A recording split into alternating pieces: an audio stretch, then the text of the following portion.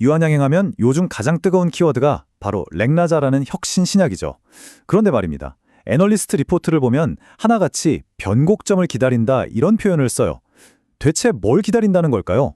자, 오늘 리포트를 탈탈 털어서요. 이 렉나자를 둘러싼 기대와 현실, 그리고 성장의 문을 확 열어젖힐 세 가지 핵심 열쇠가 뭔지 한번 파헤쳐 보겠습니다. 사실 유한양행의 렉나자, 이거 정말 대단한 약입니다. 국산 항암 신약 중에서는 처음으로 미국 FDA 승인까지 받았잖아요. 이건 뭐 거의 사건 수준이었죠.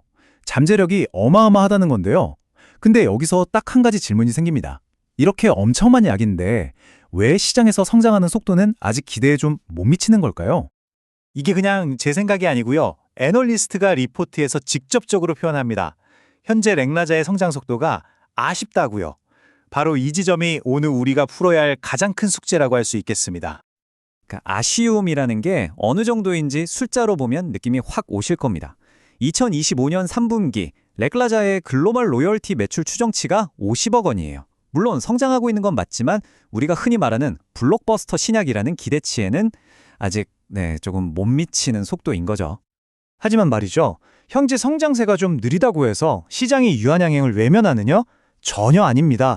오히려 더 주목하고 있어요. 왜냐? 바로 렉나자가 품고 있는 그 엄청난 미래 가치, 그러니까 수십억 달러짜리 약속 때문입니다. 바로 이 숫자입니다. 2032년 렉나자의 예상 매출이 무려 47억 달러. 우리나라 돈으로 하면 조단이죠. 방금 보신 50억 원이랑은 뭐 비교 자체가 안 되잖아요.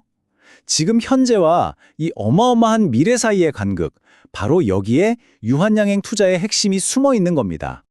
NH투자증권 리포트에서도 딱 집어서 얘기합니다. 핵심 투자 포인트는 렉나자의 블록버스터 성장 잠재력이다. 지금 당장 실적이 좀 아쉬워도 이 약이 가진 폭발적인 성장 가능성 그 자체가 가장 중요한 투자 이유라는 거죠. 자, 그럼 그 변곡점이라는 게 어떻게 나타날까? 바로 이 그래프를 보시면 감이 오실 겁니다. 렉나자를 포함한 병용요법, 마리포사의 미국 시장 점유율 전망인데요. 보세요. 2024년에 1%로 시작해서 불과 2년 뒤에 14%, 그리고 2029년에는 무려 시장의 절반, 50%를 차지할 걸로 보고 있습니다. 이 가파른 기울기 보이시죠? 이게 바로 모두가 기다리는 폭발적인 성장입니다. 좋습니다. 그럼 이 엄청난 성장을 어떻게 현실로 만들 수 있을까요? 그냥 기다리면 되는 걸까요? 아니죠. 애널리스트들은 이 더딘 현재와 폭발적인 미래 사이의 간극을 메워줄 결정적인 촉매제, 다시 말해 성장의 열쇠가 세 가지 있다고 분석합니다. 그 세 가지 열쇠는 바로 첫째, 더 편리한 제형이 나오는 것. 둘째, 의사들의 핵심 치료 지침서에 딱 이름이 올라가는 것. 그리고 셋째, 약의 효과를 확실하게 입증할 최종 데이터가 공개되는 겁니다. 자, 그럼 이 열쇠들이 각각 어떻게 성장의 문을 여는지 하나씩 뜯어보겠습니다. 첫 번째 열쇠는 바로 리브리번트 피하 주사, 그러니까 SC 제형의 승인입니다. 이게 왜 중요하냐면요. 기존의 정맥 주사는 맞는데 시간이 꽤 오래 걸려서 환자들이 힘들었거든요. 근데 이걸 그냥 간단하게 맞는 피하 주사 방식으로 바꾼다? 이건 뭐 환자나 의사 입장에서 훨씬 더 편하고 매력적인 선택지가 되는 거죠. 처방이 늘어날 수밖에 없는 아주 강력한 이유가 됩니다. 두 번째 열쇠는 NCCN 가이드라인 등재입니다. 이 NCCN 가이드라인이라는 게 뭐냐면요. 미국의 암 전문의들이 거의 치료 교과서처럼 보는 거라고 생각하시면 돼요. 여기에 1차 치료법으로, 그것도 가장 선호하는 요법으로 이름이 올라간다? 이건 의사들한테 자, 이 치료법을 가장 먼저 쓰세요 하고 국가가 공인해 주는 거나 마찬가지입니다. 파급력이 엄청나겠죠. 그리고 마지막 세 번째 열쇠는 바로 최종 전체 생존 기간 OS 데이터입니다. OS는 쉽게 말해 이 약을 썼을 때 환자가 얼마나 더 오래 살 수 있는지를 보여주는 건데요. 이건 뭐 항암제의 효과를 증명하는 최종 성적표라고 할 수 있죠.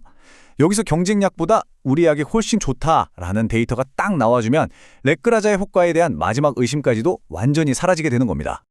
자, 그럼 이 결정적인 이벤트들이 언제쯤 일어나느냐? 사실 그리 멀지 않았습니다. 리브리번트 피하 주사 승인과 NCCN 가이드라인 등재가 모두 2025년 4분기로 예상되고요. 최종 성적표인 OS 데이터 발표는 2026 상반기로 보고 있습니다.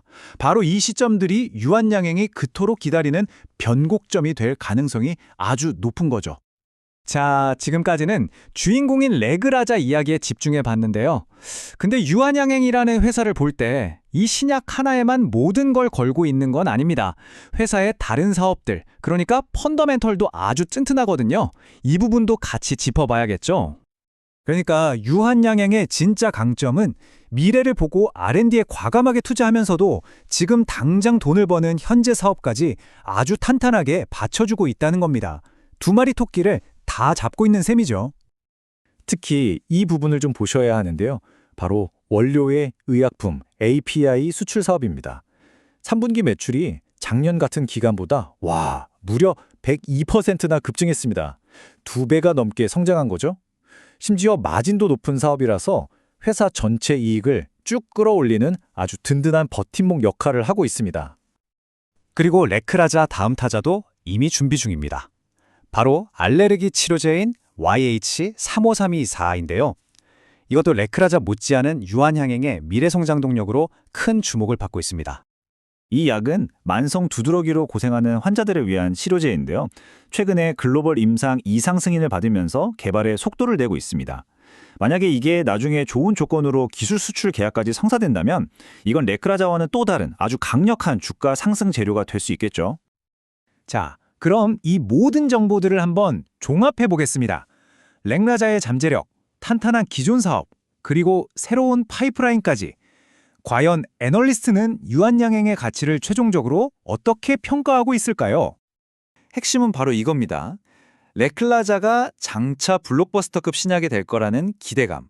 이건 이제 더 이상 비밀이 아니라는 거죠. 시장은 이미 이 엄청난 기대감을 주가에 꽤 많이 녹여놨다는 겁니다. 그 기대감이 어느 정도냐? 애널리스트는 39배라는 숫자를 제시합니다. 이게 좀 어려운 지표일 수 있는데 쉽게 말해서 시장이 이 회사의 미래 수익성을 현재 가치보다 무려 39배나 높게 쳐주고 있다는 뜻이에요. 기대가 정말 어마어마하죠. 그래서 투자자 입장에서는 이 부분을 명확하게 봐야 합니다. 저울의 양쪽에 놓인 게 뚜렷하죠. 한쪽에는 주가를 끌어올릴 만한 NCCN 등재, SC 제형 승인 같은 강력한 호재들이 있고요. 다른 한쪽에는 만약 이런 이벤트들이 지연되면 어떡하지? 하는 리스크가 함께 있는 겁니다. 기대와 리스크가 아주 명확하게 공존하는 상황인 거죠. 결국 모든 이야기는 다시 처음으로 돌아옵니다. 이 리포트의 제목처럼 시장은 지금 레클라자의 처방 속도가 완만한 곡선을 그리다가 폭발적으로 솟아오르는 바로 그 변곡점을 숨죽여 기다리고 있는 겁니다. 자, 이 엄청난 기대감이 이미 주가에 녹아있는 상황에서 과연 우리가 살펴본 이 세 가지 핵심 열쇠는 잠자고 있는 거인의 성장을 제대로 점화시킬 수 있을까요? 아니면 변곡점을 향한 시장의 기다림은 조금 더 길어지게 될까요? 그 판단은 이제 여러분의 몫입니다.